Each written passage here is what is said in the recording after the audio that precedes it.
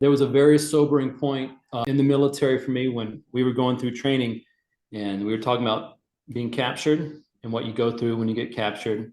Right. And they there were some guys in who were training us, and they told us that everybody has a breaking point. You think you're not going to break, but you will. So there's a certain process that you go to. They ask you to not break for a certain amount of time, hold off for this amount of time. That way the unit can shuffle itself around, but it's a thing. You do have a breaking point.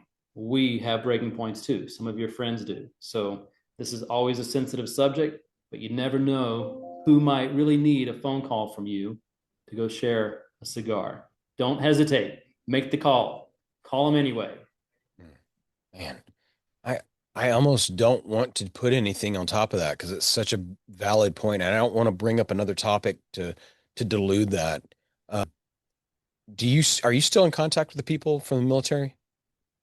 So I was in before social media and Facebook and everything. I was actually so adamantly against social media at first until I saw that some of my buddies were on the fake book. Yeah.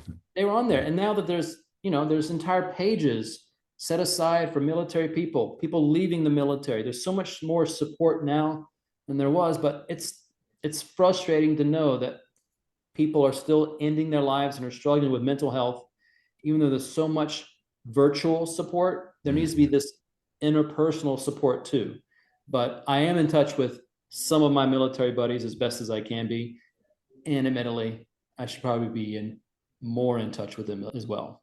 It would be neat. I've got a guy here locally. Justin is the owner of Freedom Fighters Forever. He's stationed out of station. He headquarters out of Weatherford, Texas, and his whole thing is just getting veterans to just hang out locally. Uh, it would be cool to somehow tie in with him. I met him at a wine event that they put on, and like they shut down the downtown area, and you kind of walk around and visit places and things. And he had a booth, and it was FFF. I'll wear the hat next time. I bought a hat from him. And then since then, I've also taken my motorcycle club to him, and we've hung out at his headquarters on a special Tuesdays, I think he calls it. Uh, but there's things going on that aren't getting traction like I think they should. And if this is a catalyst for making that happen, I'd be all for it. How about you?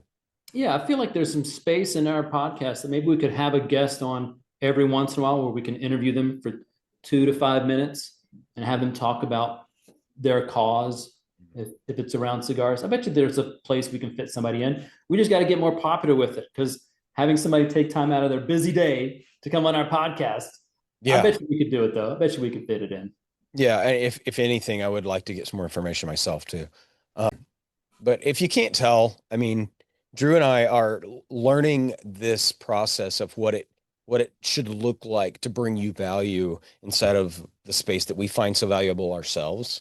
It's a evolving evolving thing, and it's not going to be the same every single time. We're going to try to stick to the hard hitting facts, but occasionally, like today, we hit a topic that was very important, and we want to continue down this path of establishing relationships that may need our help.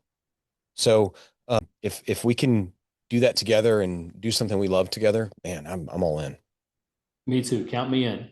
Cool. All right.